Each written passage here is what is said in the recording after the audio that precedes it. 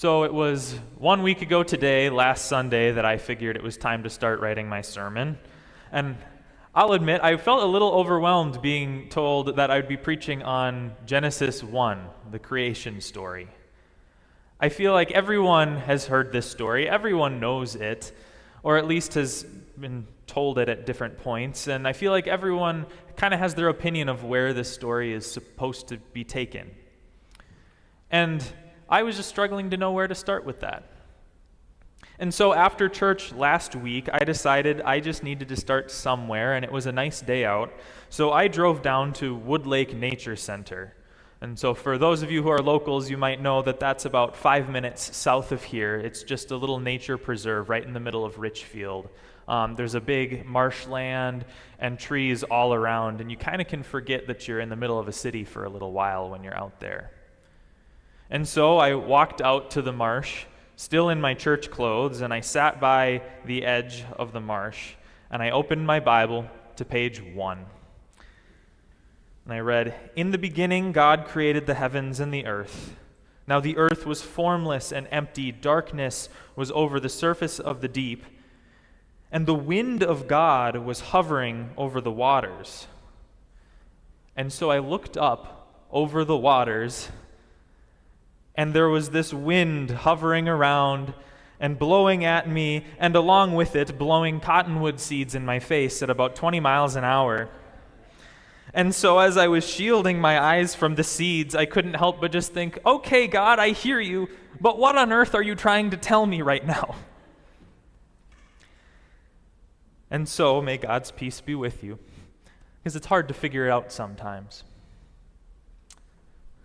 So Genesis 1, obviously, is the very beginning of the Bible. This is the very first thing you read if you open up. And that means it's the beginning of a whole library of books, right? It's always helpful to remind ourselves of this. The Bible isn't just one book, it's a collection of writings. Some of them are long stories, some are short stories, some are letters, some are poems, some are even satire, some are sermons. It's a whole collection of works, and what type of work you're reading says a lot about what to make of it. And so I had to ask myself, what exactly is this creation story?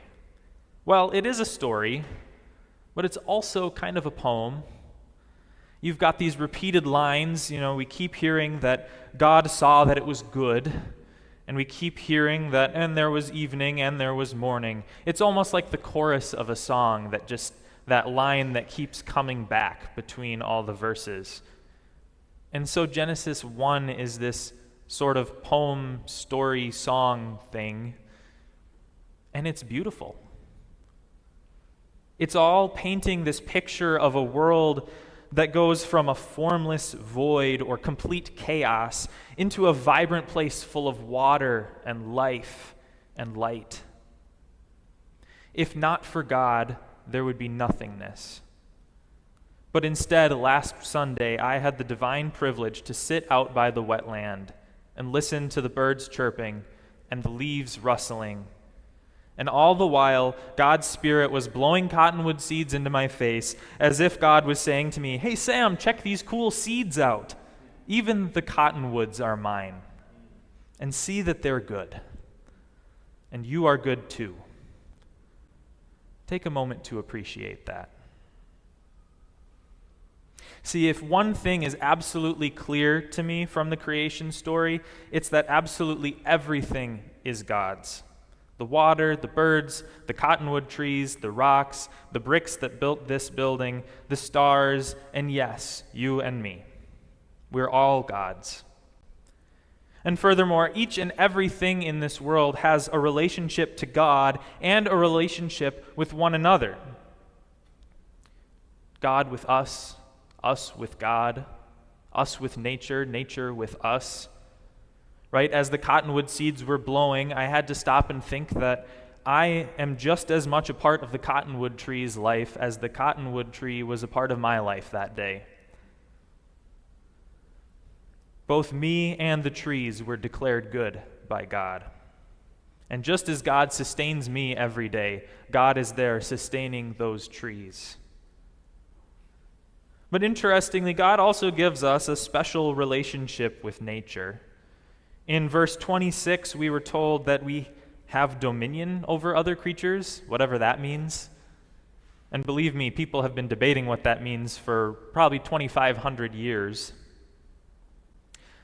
And I don't know what that means, but perhaps God is telling us that we have a responsibility to be mindful of our fellow creatures, because we humans sure do have a lot of power over the trees. And so we have this dual role where, on the one hand, I am equal to the cottonwood tree, just as much a creature of God, but also I have this power over it. Interesting. And then we're told in verse 27 that God created humans in his image. In the image of God, he created us. So we also seem to have this special relationship with God, that each and every human being is a creature in God's image. Amazing. Now, what would that mean for you and me if every time we look at each other, we see the image of God reflected back at us? It's no wonder the writer of Psalm 8 asked, which we just read together, you actually read it up towards us, wrote, "What are human beings that you are mindful of them, mortals that you care for them?" I mean, these are deep questions.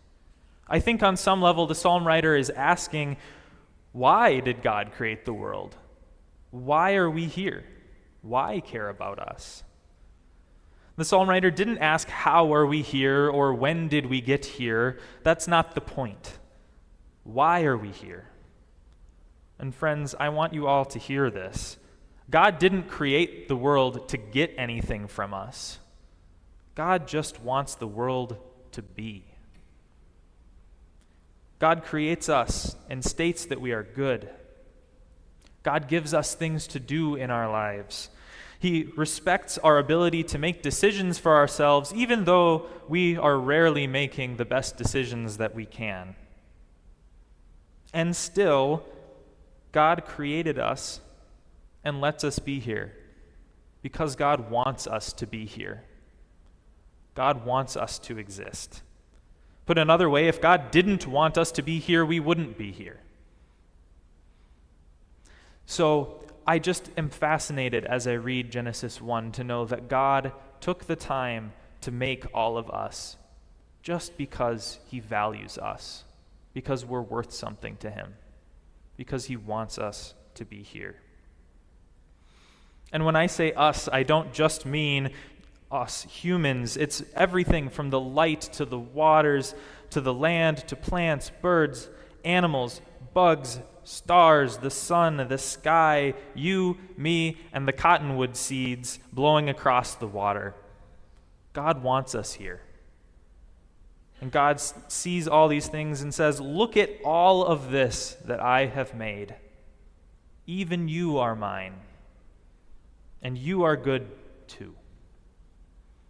It's amazing. Thanks be to God.